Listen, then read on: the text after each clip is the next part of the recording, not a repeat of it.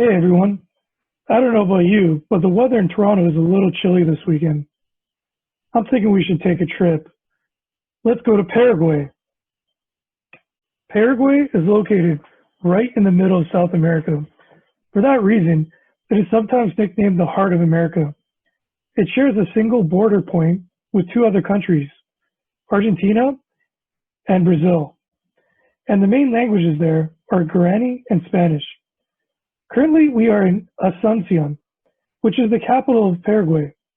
But enough about that. I'm hungry. Let's see what cool dishes my friends have cooked up in Paraguay. Hey everyone, I'm going to be making Paraguayan pira caldo. This is a dish that was originally prepared in the late 1800s and in the Paraguayan War when they had very scarce food and they were looking for high calorie, nutritious food. So I will get started. So as you can see, lots of veggies. We've got leek, celery, carrots, tomatoes, cilantro, hot peppers, tomato paste. We've got a soft cheese. I couldn't get the Paraguayan cheese, but subbing in mozzarella does just fine. And then we've got coconut milk, olive oil, and white wine. So once you've done the prep on this, it's actually really easy. Once you've got all your stuff chopped up, it pretty much just has you add the onions, leek, celery, carrot, hot peppers to the pot with some olive oil over high heat for 8 to 10 minutes.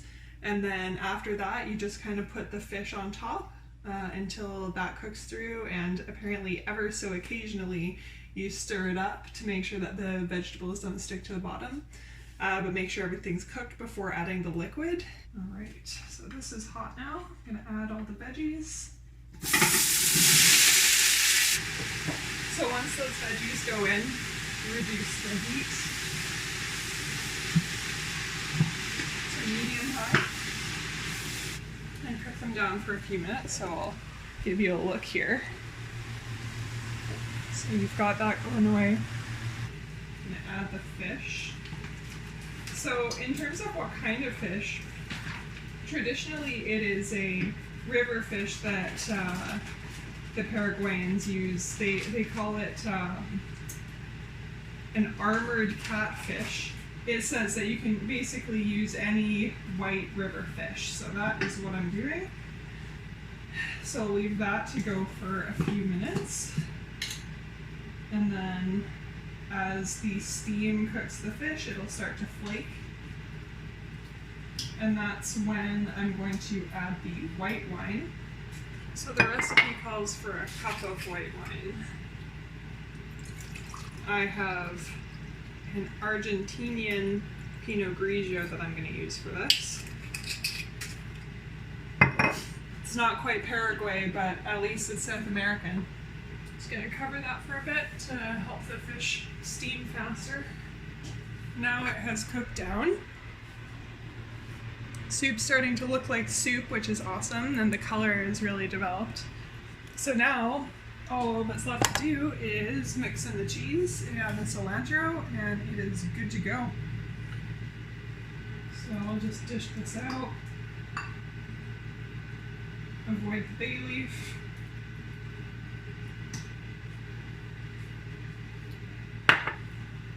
And there you go. Pura caldo.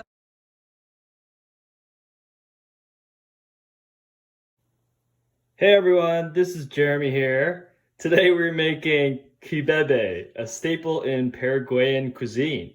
It's a mix of the indigenous Guarani and European culinary influences, making use of a lot of these very simple ingredients that you can find in any Paraguayan household. So I'll give you a little background on the history of it. Quibebe means red in the indigenous South American language Guarani. Since the Andi, the Paraguayan pumpkin, has a juicy and deep reddish orange flesh, the end product also results in a similar color tone. Hence, the dish got its name, quibebe. Colloquially, this term actually is used to refer to redheaded people, which is pretty funny. So quibebe is a Paraguayan specialty made with andi, as I mentioned, the Paraguayan pumpkin. We have over there maize flour, local cheese, queso Paraguay, we use ricotta cheese in this case, It's a semi-sweet, creamy, pumpkin-based dish, which has a texture and consistency in between that of a kind of soup and puree, more or less like a polenta. It's pretty simple in preparation and uses very few ingredients that you can see here. We just have, margarine as well. We have salt and sugar and just a cup of water over there. So what I did is I peeled and removed the seeds from the pound of pumpkin that I used. Then I will cut it into pieces and then boil it in a pot with a cup of water, adding salt and sugar here until it becomes tender. Then I'll drain it and add the margarine, maize flour, or cornmeal and cheese towards the end. And throughout, we're going to be adding maize flour in batches and stirring continuously throughout. Yeah, so here's the main ingredients for the pumpkin soup. Cornmeal, cheese, pumpkin, and butter. And then you just want to chop it up into little pieces and clean it out. And you just wanted to have it into little pieces like so.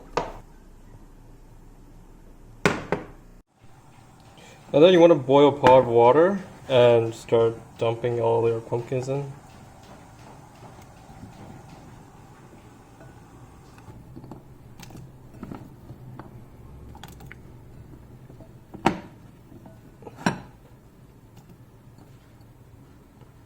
And it's gonna boil till it's like puree.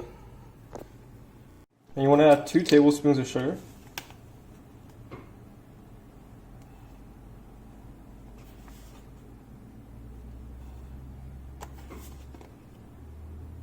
And 1 teaspoon of salt.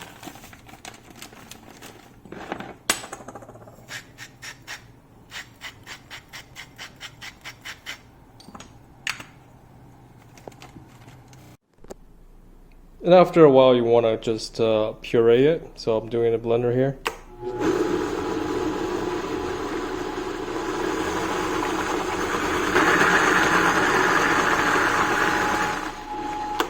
And you want to pour it back into the soup after. And then you want to put in your corn flour, 2 cups. As well as your butter. And lastly, your cheese.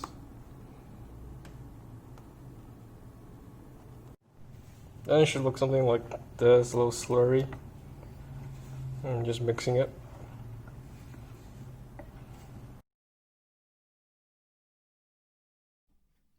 Mbeju is a traditional dish of Paraguay which is made with cheese and cassava flour. It's a flatbread that's often served for breakfast and is a favorite dish of the Paraguayans. Mbeju means cake in Guarani, the indigenous American language that is still used in Paraguay today. The origin of the recipe dates back to the time before the arrival of the settlers in Paraguay at the end of the 16th century. Mbeju is a dish associated with the Guarani mythology and remains one of the oldest recipes of this culture. It is typically accompanied by mate, but can also be eaten with milk, tea, and coffee. Let's begin. For this recipe, we'll need cassava flour, ground cayenne pepper, kosher salt, shredded cheddar cheese, butter, and milk. We'll start by adding the salt and cayenne to the flour, and we'll then incorporate the butter and cheese, mixing with our hands.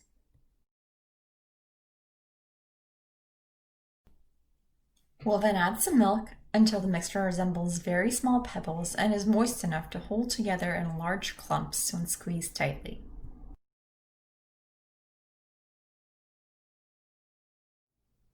Now we can cook our flatbread. We'll take a half cup of the mixture and put it on a hot pan, pressing it down gently and using a spatula to press the loose crumbs back into the flatbread. Cover the pan with a lid and leave on for 3 minutes on each side until the flatbread becomes nice and crispy. And there you have it, Mbeju, traditional Paraguayan flatbread.